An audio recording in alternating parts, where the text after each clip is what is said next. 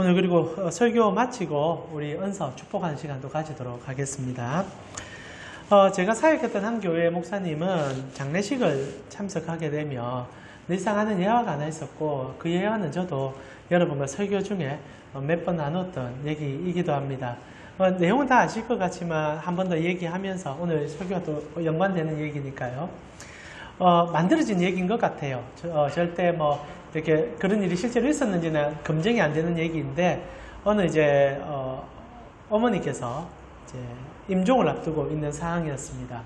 그리고 이제 어머니에게는 세 아들이 있었습니다. 아들이 어머니의 임종을 바라보면서 너무 적적하고 쓸쓸한 가운데 인사를 하는 시간을 갖게 됩니다. 이 스토리가 그래요. 첫 번째 아들과 두 번째 아들은 예수 믿는 자녀들이었고 세 번째 아들은 예수를 믿지 않는 아이였다라고 얘기합니다. 서로 인사를 하는데 어머니와 첫째 아들이 이제 담소를 나눕니다. 이제 죽을 날이 얼마 남지 않은 어머니와 마지막 대화를 나누는 아들에게 눈물밖에 더 남는 게 어디 있겠습니까? 그리고 깊은 대화를 나누는데 어머니께서 마지막 대화를 나눌 때 대부분 이제 어른들은 미국 예화 참 좋아하잖아요. 이것도 이제 영어식 예화이기도 합니다. 그래서 인사를 나누는데 엄마가 첫째 아들에게 See you again, 다시 보자 이렇게 얘기를 하는 겁니다. 그리고 아들도 See you again, 엄마 곧 봅시다, See you soon 이렇게 얘기를 했겠죠. 그리고 둘째 아들과도 담소를 나누면서 살아왔던 삶의 여정 그리고 아들에게 해야 될 충고들을 얘기합니다.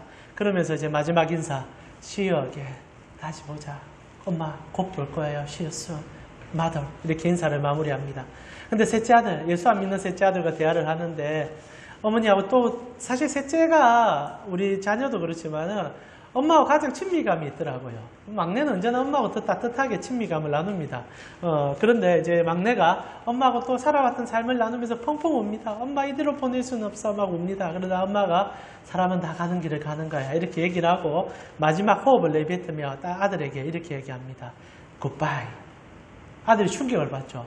엄마 왜 형들에게는 See you again, 다시 보자 해놓고 나에게는 굿바이, 왜 그냥 인사만 하는 거야? 나에게도 See you again 해줘. 나 엄마 다시 보고 싶어. 그때 이제 엄마가 그런 얘기합니다. 너와 내가 믿는 하나님이 다르지 않느냐. 나는 내가 믿는 예수님 보러 가는데 너는 예수님 믿지 아니하니 내가 있을 곳에 너 있을 곳은 없을 줄 모르겠다. 그러자 아들이 또 옵니다. 엄마 나 예수 믿을 테니까 엄마 나에게도 See you again 해줘. See you again 해줘. 그리고 이제 어머니는 돌아가시죠. 그리고 이제 에피소드의 얘기는 아들이 그 얘기에 충격을 받고 예수님을 믿게 되었다 얘기를 합니다. 그리고 이제 장례식에 믿지 않는 가족들에게 권유하는 이야기로 전달합니다. 저도 그 스토리를 썩 좋아합니다. 사실 우리의 삶의 소망이 어디에 있는지 그리고 우리가 주님을 믿고 있으므로 영원히 함께 살 것에 대한 소망을 갖는 스토리이긴 합니다. 근데 말입니다. 이 비유가 나쁘진 않은 것 같은데 사실 우리가 생각하는 부활과 영생을 담기에는 너무 빈약한 예화가 아닐까. 사실 사랑하는 우리 가문식구 여러분에게 영생과 천국은 어떤 가치로 다가오고 계십니까? 많은 분들이 영생을 이야기하게 되고 부활을 얘기하게 되면은 장소와 시간의 개념을 많이 생각하는 것 같습니다. 어느 한 장소에 있는 곳, 우리가 천국을 간다고 얘기합니다. 그럼 천국은 어디에 있는 것입니까? 저 하늘에 있다고 얘기하죠. 성경도 하늘의 개념을 갖고 와서 이야기를 합니다. 그래서 어떤 한 장소에 우리가 임할 것이다 라고 생각을 합니다. 근데 참 아이러니하게 성경은 하늘을 얘기할 때 그 하늘이 물리적인 하늘이 아니라 하나님의 보좌를 얘기하지 않습니까? 그리고 하나님께서 임재하는 그 영광을 얘기할 때 구름을 얘기하는데 눈에 보이는 구름이 아닌 하나님의 그 이제 지존하심을 얘기할 때 구름을 나타낸단 말입니다. 그렇게 볼 때 물리적인 하늘이 아닐지언데 우리는 하나님의 나라와 부활과 영생을 얘기하며 꼭 저 먼 곳에 있는 파라다이스를 생각할 때가 있는 것 같아요. 또한 영생이라는 개념을 생각하며 마치 시간을 무한정 늘여놓은 듯한 느낌을 지우지 못하는 경우들이 있습니다. 그래서 오래 사는 곳, 계속 사는 곳을 영생, 부활, 천국으로 인지한다는 거죠. 정말 그러면 천국이라는 곳이 장소적 개념과 시간적 개념을 갖고 있느냐? 물론 그럴 수 있습니다. 그러나 성경은 그 전에 더 포괄적이고 더 거대한 개념 속에 하위 개념으로 장소와 시간을 얘기한다는 것을 모른다면 우리는 이런 비유나 이런 생각에 매몰되어서 하나님 나라를 오해할 가능성이 매우 높다는 거죠. 성경에서 영생은 또 다른 관점과 세상이 말하는 영생의 관점과 다른 가치를 전달합니다. 자, 그렇다면 영생이라는 것은 무엇입니까? 성경은 영생을 이렇게 얘기합니다. 요한 1서를 보게 되니까 요한 1서 5장 20절에 이렇게 기록이 되어 있어요. 또 아는 것은 하나님의 아들이 이르러 우리에게 지각을 주사 우리로 참된 자를 알게 하신 것과 또한 우리가 참된 자 곧 그의 아들 예수 그리스도 안에 있는 것이니 그는 참 하나님이시요 영생이시라 라고 되어 있습니다. 성경에서 영생이 시간과 공간의 개념을 다루는 것은 사실이기도 합니다. 그러나 궁극적으로 영생을 얘기할 때는 하나님을 얘기해요. 그 개념 안에 들어가는 것이 장소가 될 수 있고 시간이 될 수 있을지 모르겠지만 궁극적으로 성경은 영생이라는 단어가 나올 때 하나를 떠오르게 합니다. 그것이 하나님이라는 거죠. 그래서 우리는 등식을 만들 수 있습니다. 성경의 영생은 곧 하나님이다. 하나님, 영생, 영생 하나님. 그런데 말입니다. 하나님이요 영생이라고 생각한다면 그 하나님 자체가 영생이 될 것이고 하나님을 추구하는 삶이 영생을 따르는 삶이 될 것이고 하나님과 함께하는 삶이 영생을 사는 삶이 될 것입니다. 그런데 말입니다. 더 재밌는 것은 우리가 공부하고 있는 이 요한복음에 영생 곧 하나님이라고 얘기하면서 이 영생을 아는 방법에 대하여 구체적으로 설명해 나아가고 있다는 겁니다. 요한복음은 그 어떤 책보다 영생의 가치를 탁월하게 가르쳐주는 책이죠. 그 과정 속에서 요한복음 17장 3절을 보면 영생은 이렇게 소유하고 영생은 이런 가치라고 우리에게 가르쳐줍니다. 자, 우리 PPT가 준비되어 있으니까 같이 한번 읽어볼까요? 요한복음 17장 3절입니다. 우리 같이 한번 읽어보겠습니다. 영생은 곧 유일하신 참 하나님과 그가 보내신 자 예수 그리스도를 아는 것이다. 자, 성경은 영생을 공간의 개념과 시간의 개념을 다루기 이전에 관계의 개념으로 다루고 있다는 거예요. 그리스도를 아는 것이 영생입니다. 영원히 사는 것도 아니요. 어느 한 장소에 가는 것도 아니요. 그리스도를 아는 그 자체가 영생이요. 곧 하나님과 함께 관계 맺음이 영생이다 라고 얘기하죠. 그래서 꼭 기억하셔야 됩니다. 성경에서 전달하는 영생은 공간이 아니라 시간이 아니라 관계의 개념이다. 예수와 어떤 관계에 있냐가 영생을 소유한 것이고 영생을 살아간다는 개념을 우리에게 가르쳐주고 있다는 겁니다.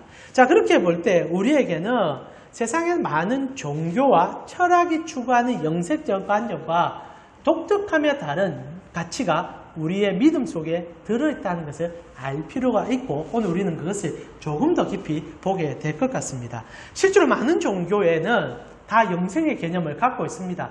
철학의 개념에도 영생의 개념을 갖고 있는 경우들도 많이 있습니다. 여러분 아시다시피 이 동양 종교는 대부분 다 영생을 소유합니다. 불교도 영생을 노래합니다. 물론 이제 그들이 해탈의 개념까지 가서 그냥 결국 무로 돌아가기를, 자연으로 돌아가기를 바라지만 그것 또한 영생의 개념이죠. 사람이 죽으면 영혼이 삽니다. 그리고 영원히 삽니다. 불교도, 힌두교도, 소위 말하는 대부분의 종교도 다 영혼의 오래감과 영원히 사는 것을 생각하고 심판과 부활에 대한 얘기들을 하게 됩니다. 그래서 기독교만이 영생의 관념을 갖고 있는 건 아니라는 거죠. 헬라의 종교들도 다 동일하지 않습니까? 대부분의 종교들이 영혼이 오랫동안 영혼히 사는 개념을 얘기할 뿐 아니라 또 윤회나 환생에 대한 얘기들도 대부분 담고 있습니다. 헬라 철학도 그 관념을 갖고 있어요. 그래서 헬라 철학은 대부분 다 몸은 썩어져서 없어질 것들, 죄악의 덩어리요. 영혼은 정결한 것이기 때문에 우리의 영혼은 죽고 나면 영생불사하게 될 것이다라고 가르쳐주고 그게 보통 이제 소크라테스 이후로 우리 헬라 철학에 전달되는 내용들 아닙니까? 자, 이렇게 볼 때 영생이라는 개념은 단순히 기독교만의 개념은 아니다라는 것을 알게 된다는 거죠. 그러나 기독교만이 가지고 있는 독특한 이 영생관, 우리가 처음에 이제 설교를 하면서 하나님과 관계 맺음이 영생이라 얘기함을 통하여서 우리의 영생은 오래 살고 장소로 이동이 아닌 독특한 한 개념을 소유하게 됩니다. 그게 무엇인가? 몸의 부활이라는 거죠.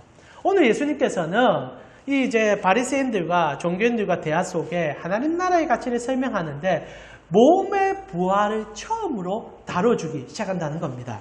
요한복음 5장 25절에 이렇게 오늘 우리의 본문이 시작하지 않습니까? 우리 25절 같이 한번 읽어볼까요? 같이 읽겠습니다. 진실로 진실로 너에게 이르노니 죽은 자들이 하나님의 아들의 음성을 들을 때가 오나니 곧 이때라. 듣는 자는 살아날 것이다 라고 얘기합니다. 자, 함께 읽은 본문은 무덤 속에 있는 몸이 주님의 재림에 때문에 다시 살아날 것을 이야기하고 있는 본문이라는 거죠. 자, 우리 3월이 되면은 이제 우리 27일 날 24일입니까? 우리 이제 종려주일이 되고 한 주간 고난주일을 보내게 되면 31일 날 부활주일을 보내게 될 것입니다. 우리 주님 부활하셨습니다. 몸의 부활은 우리 기독교의 가장 중요한 가치고 특별히 성도는 함께 몸이 부활하여 주님의 영광 속에 들어간다는 겁니다. 자, 우리의 기독교의 정말 똑똑한 영생관은 영원히 사는 것이 아니라 몸도 함께 영원히 산다는 것을 가르쳐 준다는 것이에요. 물론 영혼은 기본적으로 영원히 삽니다. 그러나 우리의 정말 이 독특한 이 부활관은 영생관은 영생을 누리되 몸도 함께 영생을 누린다는 이 독특한 가치를 가르쳐주고 있다는 거죠. 자, 여기서 우리는 문제점을 발견하게 됩니다. 왜 하나님은 몸을 부활시킬까요? 그리고 몸을 통하여 주님께서는 무엇을 원하는 걸까요? 영생은 몸이 필요한 가치일까요? 여러 가지 질문을 담을 수 있는 몸의 부활은 기독교만의 독특한 색깔이라는 거죠. 사랑하는 우리 가식구 여러분, 몸이 왜 부활할까요?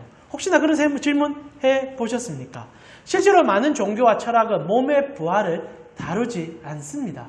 왜냐하면 몸은 고추장스럽고 영생이라는 가치를 담을 만한 그릇은 아니다 생각하기 때문입니다. 대표적으로 헬라 철학이 그렇습니다. 그래서 헬라인들이 바라볼 때 우리는 대부분 몸으로 죄를 짓습니다. 몸으로 악을 행합니다. 물론 몸으로 기쁨을 누리게 하고 몸으로 쾌락을 즐기기도 하지만 다 저급한 일이라 생각을 하죠. 그래서 영혼만이 가치 있는 일이요 영혼만이 존귀한 것이기 때문에 육체는 죽고 나면 사라지는 것이고 우리의 영혼만이 영원토록 함께한다는 가치를 헬라인들은 갖고 있었고 그것이 유럽인들의 사고입니다. 동양인들도 별 차이는 없어요. 육체는 저급한 것입니다. 죽어서 썩고 나면 윤회를 하더라도 다른 몸을 입는 것이지 그 몸을 그대로 입지는 않습니다. 지금 우리의 몸은 늙고 병드는 몸이요 사라지기에 이 땅에 살아가기에 적합한 몸이기에 쓰고 버리는 가치라 인지를 합니다.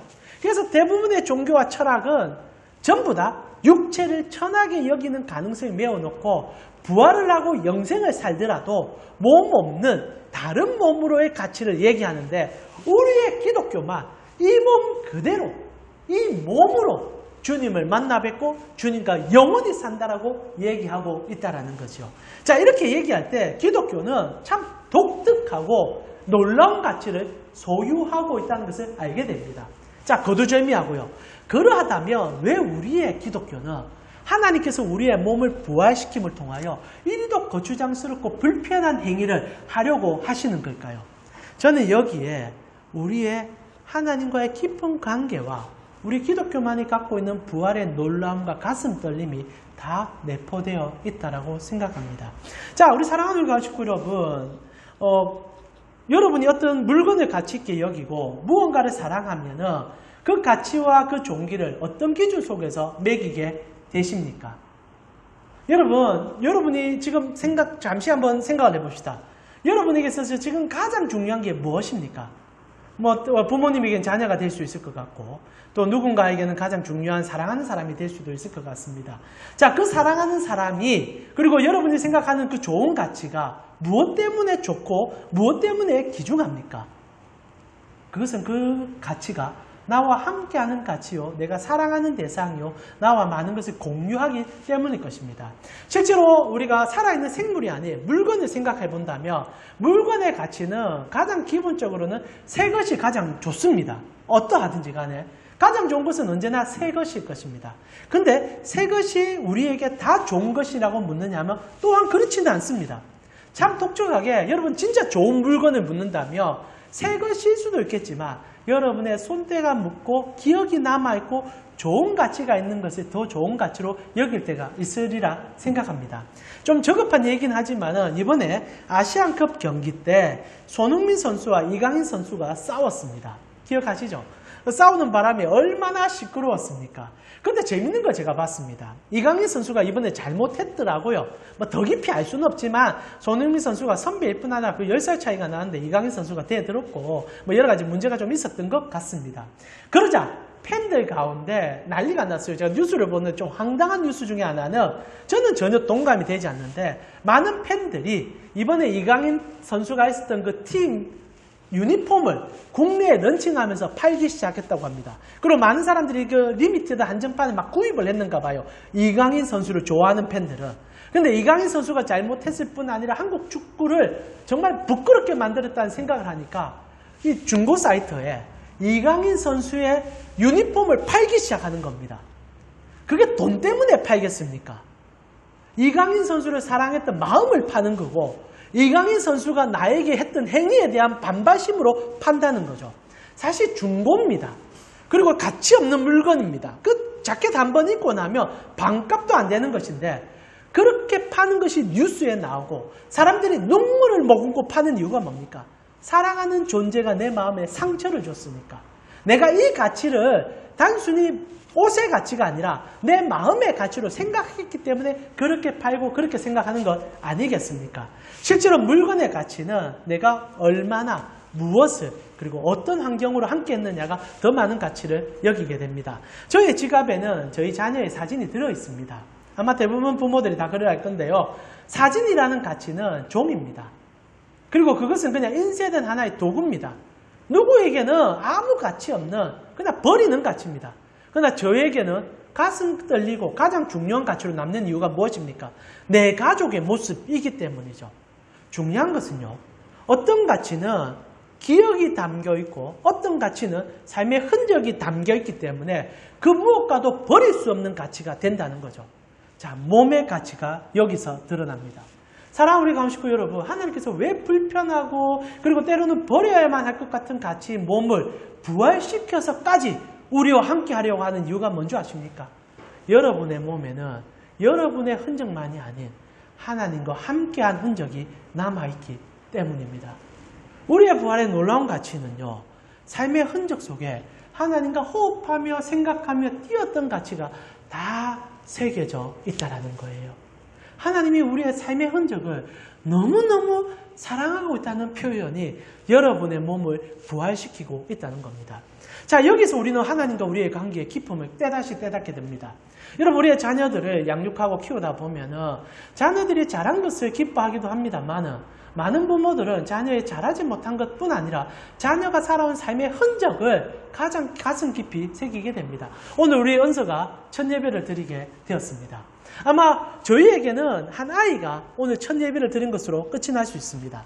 그러나 우리 곽집사 신집사에게는 사랑하는 딸이 처음으로 이 자리에 들어와 하나님의 말씀을 듣는 자리에 온 겁니다.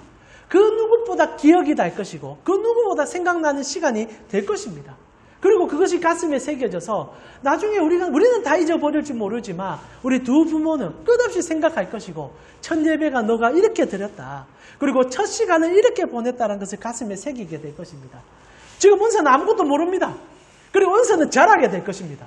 그러나 부모에게는 이 시간과 이 모습이 영원히 남겨 있을 수 있다는 거죠. 하나님께서 우리의 몸을 부활시킴이 그러하다는 겁니다. 좋아서 부활시키는 게 아닙니다. 잘해서 부활시키는 게 아닙니다. 여러분이 칭찬받을 행위를 해서 부활시키는 게 아니라 여러분이 자식이 있기 때문에 그 흔적을 고스란히 담기 위하여 그 몸 그대로 부활시킵니다. 성경의 부활이 독특한 것은 언제나 그 몸 그대로 부활시키기 때문입니다. 여러분, 제가 이번에 이 부활 설교 준비하기 위해서 정말 많은 교리적인 서적들을 다 탐구했었습니다. 우리의 개혁신앙의 정말 정수는요, 이 몸 그대로 부활하는 것입니다. 여러분의 모습 그대로 부활할 것이에요.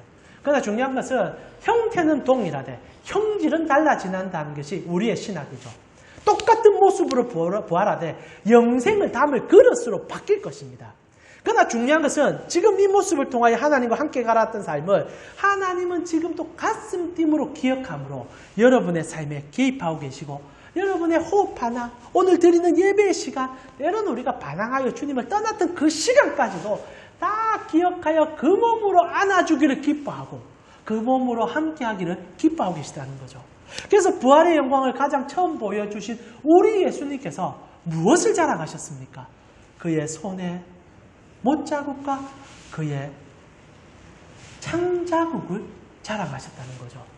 아름다움을 자랑하지 아니하시고 우리와 공유될 수 있는 단 한 가지의 상처를 자랑하시는 예수님. 그게 우리 몸의 부활에 담겨있는 신비라는 겁니다. 그러나 여러분 걱정은 안 하셔도 됩니다. 이 몸 그대로 부활하는 것은 진정한 사실이지만 성경은 이 사실에 대하여 이렇게 얘기해주고 있지 않습니까? 고린도전서 15장 53절에 이 썩을 것이 반드시 썩지 아니할 것을 잊겠고 이 죽을 것이 죽지 아니함을 잊게 될 것이다. 영생을 담기에는 하나님과 관계한 거룩을 담기에는 가장 거룩한 모습으로 변모하게 될 것입니다. 많은 부분 달라질 것입니다. 모양이 바뀌는 건 아니에요. 바뀌어서는 안 됩니다. 왜냐하면 바뀌는 순간부터 우리는 우리의 삶을 부정하는 자가 되어버립니다. 안 바뀝니다. 그러나 제가 부활절에 다시 한번 다루겠지만 우리가 영생을 소유하게 될 때 하나님의 눈으로 우리를 볼 거예요. 사실 우리의 초라한 모습이 그때는 가장 영광의 흔적이요. 우리가 보게 될 것은 나의 키나 나의 외모가 아니라 주님이 나와 함께 했던 그 수많은 삶의 시간의 흔적을 보이게 될 것이고 내가 보게 될 것입니다. 그것이 정말 가슴 떨리고 놀라운 일이 될 거라는 거죠. 다시 한번 얘기합니다. 몸이 왜 부활합니까?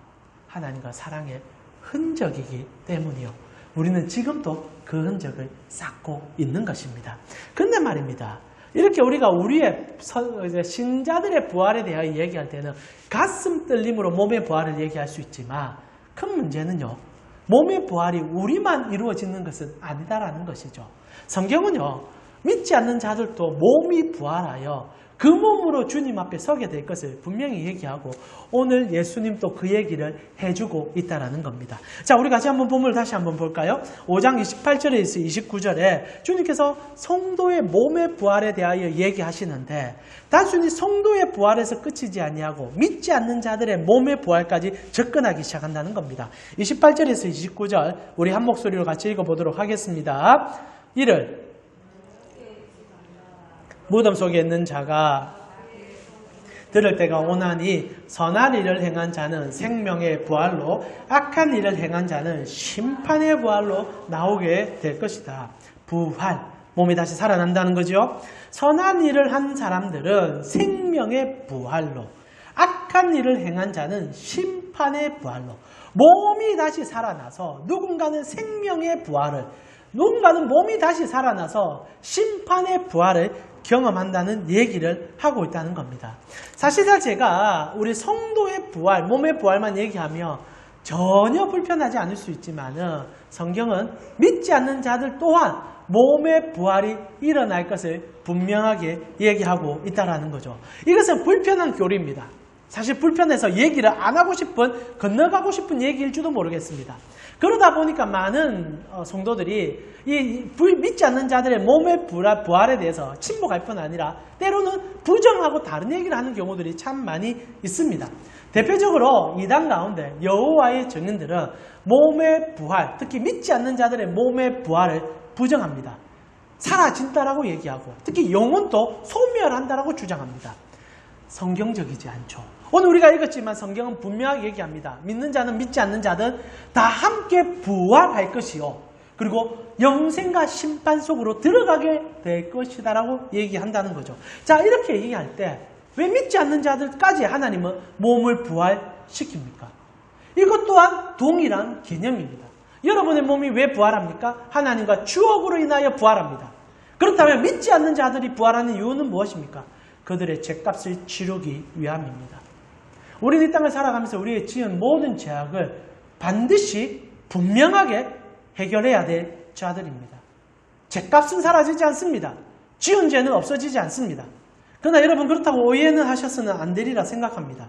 29절에 선한 일을 행한 자는 생명의 부활로 악한 일을 행한 자는 심판의 부활로 나온다고 하여서 우리가 선한 행동을 하면 선한 일의 결과로 영생을 받고 악한 삶을 살게 되면 그 악한 일로 통하여 결과적으로 심판을 받게 된다라고 오해해서는 안 된다는 사실입니다.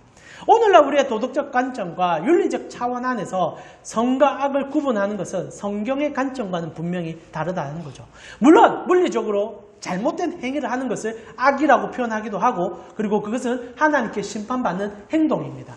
그러나 저희와 함께 설교를 쭉 쫓아오시고 특별히 요한복음에 들어와서 모든 내용들을 어느 정도 숙지하고 계시다면 하나님이 말하는 선과 악의 개념이 우리가 아는 도덕적 윤리적 관념이 아닌 것을 분명히 알 것 같습니다. 성경에서 악을 행하다라고 얘기할 때 하마라티아, 관역이 비껴났다라고 얘기하며 이것은 구약이나 신약이나 같은 관점을 갖고 있다라고 제가 말씀을 드렸습니다. 선은요, 관역을 맞추는 것입니다. 바른 일을 행하는 것이고 옳은 일을 행하는 것입니다. 그러나 옳은 일과 바른 일이 우리가 생각하고 우리가 판단하여 우리가 만든 관역이 아니라 하나님이 만든 관역, 하나님이 보여주는 관점, 하나님의 의로심에 맞출 때 그것이 선이 된다라고 성경이 얘기하고 있음을 잊지 말아 주십시오.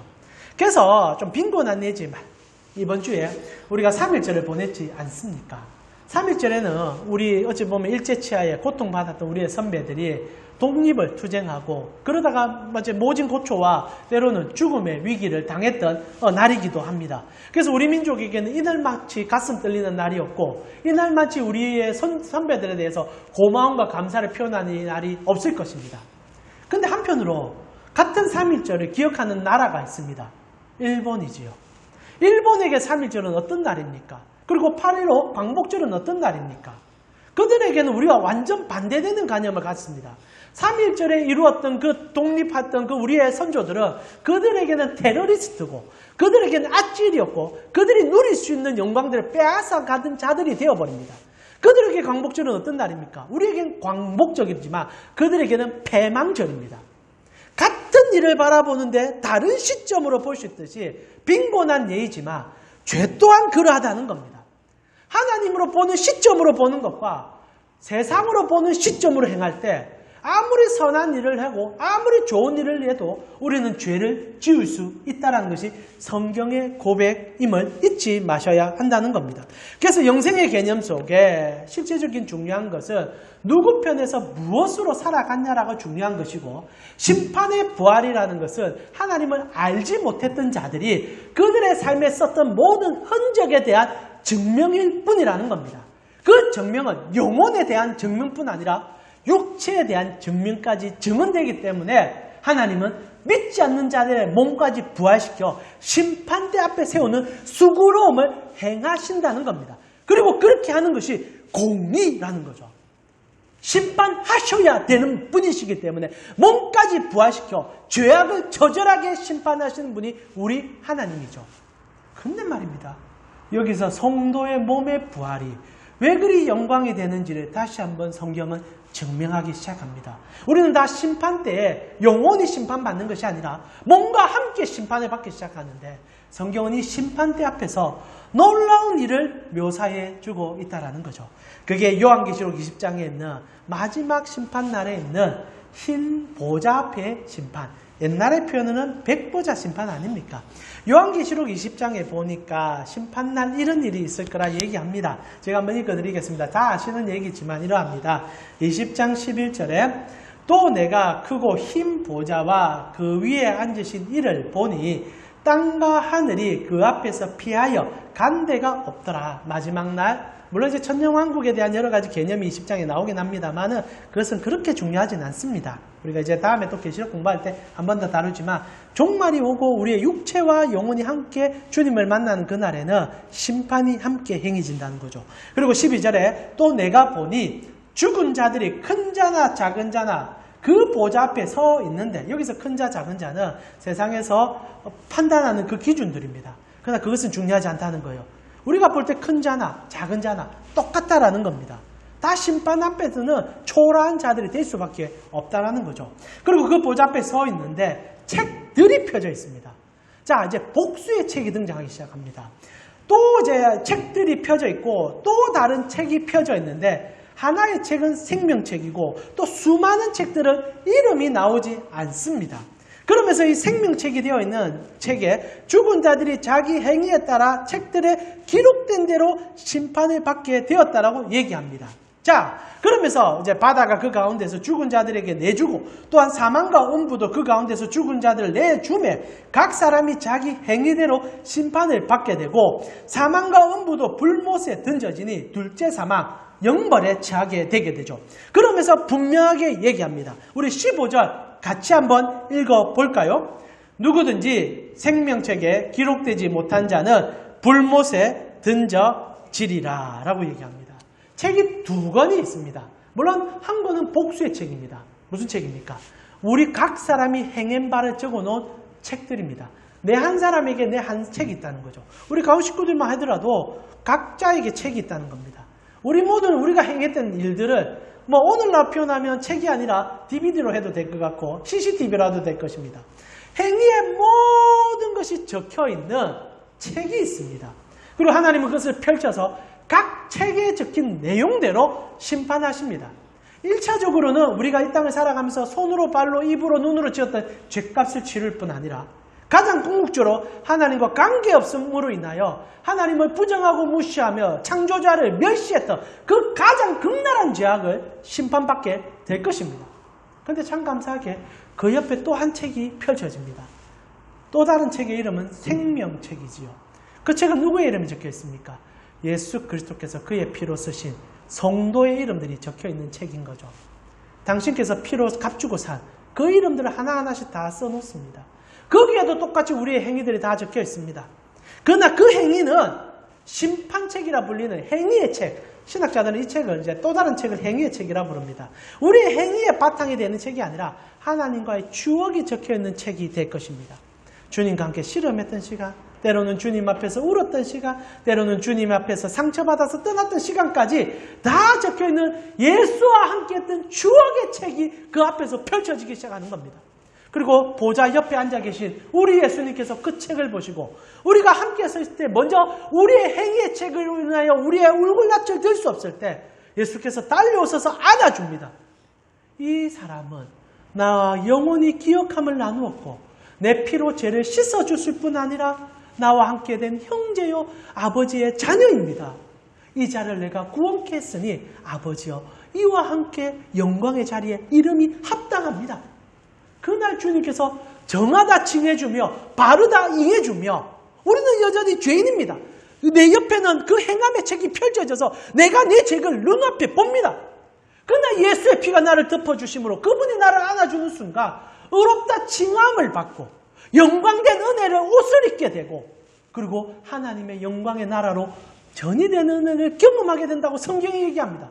이 몸 그대로 그리고 우리가 울 수밖에 없는 거죠. 몸이 만약 없었다면 부끄러움은 더 사라질 줄 모르겠습니다.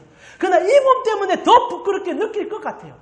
그러나 부끄러움이 하나님을 배웠고 생명책을 볼 때 어떤 은혜가 있는 줄 아십니까?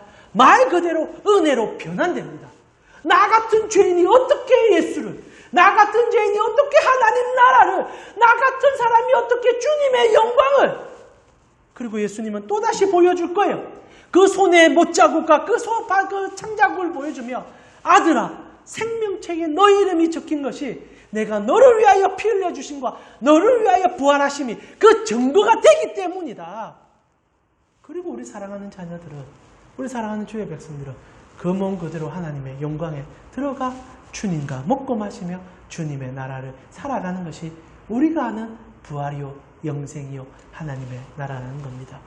그래서 제가 여러분에게 정말 드리고 싶은 말은 오늘 이 삶이 너무너무 중요하다는 겁니다. 몸의 부활의 가장 중요한 신학적 가치는 오늘의 중요성을 다시 한번 일깨워 주기 때문입니다. 영혼의 부활이라 생각하여 초대 이단들은 쾌락을 중요시 여겼고 몸을 버린다 생각했고 영혼의 구원만 추구했던 자들이 있습니다. 그래서 양극단으로 가기도 했었어요. 한쪽 면에서는 그냥 아예 쾌락을 즐기게 두고 영혼만 구원받으면 된다고 말하는 자들이 있으냐 하면, 한쪽에는 오히려 고연과 고통을 통하여서 몸의 제약을 씻어버리고 그냥 영혼만 구원받겠다고 얘기하는 자들도 있었습니다. 그러나 우리는 그렇지 않습니다. 오늘을 기억시키는 주님은 잘하고 못한 모든 것을 사랑스러움으로 보는 분입니다. 여러분은 그 몸을 지금도 흔적으로 살고 있기 때문에 우리는 오늘의 가치와 영생의 가치가 함께 연결된 자들임을 잊지 마셔야 한다는 겁니다. 사랑하는 우리 강식구 여러분, 삶이 때로 우리를 속일 때가 있고 세상도 하나님과 우리 사이를 사랑하지 않음으로 얘기할 때가 분명히 있을지 모르겠습니다. 그러나 말씀을 정리하면서 여러분에게 분명히 부탁드리고 싶습니다. 하나님은요, 특히 예수님은 오늘 여러분의 1초마저도 그 사랑으로 보고 계시고 가슴에 품고 계시고 그것으로 영원히 함께할 것을 가슴 떨림으로 기다리고 계십니다. 그렇다면 우리에게 질문할 수밖에 없습니다. 몸의 부활을 아는 성도들은 오늘을 어떻게 살아야 할까요? 물론 주님께서 여러분이 떠나도 힘겨워도 이해하실 것입니다. 그러나 저는 주님 만났을 때 조금은 덜 부끄러웠으면 좋겠습니다. 조금 더 주님과 나눌 수 있는 기쁨의 추억들이 내 몸에 새겨져 있었으면 좋겠습니다. 주님이 당신의 손을 보여주고 핏자국과 못자국을 보여줄 때 나도 내 몸을 주님께 보여주며 주님의 몸된 교회와 주님의 나라를 위해서 내가 이렇게 살았습니다라고 말할 수 있는 그 기쁨의 교제들이 많았으면 좋겠습니다. 그것이 성도에게 가장 큰 복이 아니겠습니까? 오늘을 살아가는 여러분, 지금 여러분의 몸은 하나님과 영원히 만나는 몸인 것을 기억하며 주께 더 가까이 나아갈 수 있는 여러분이 되셨으면 좋겠습니다. 이 시간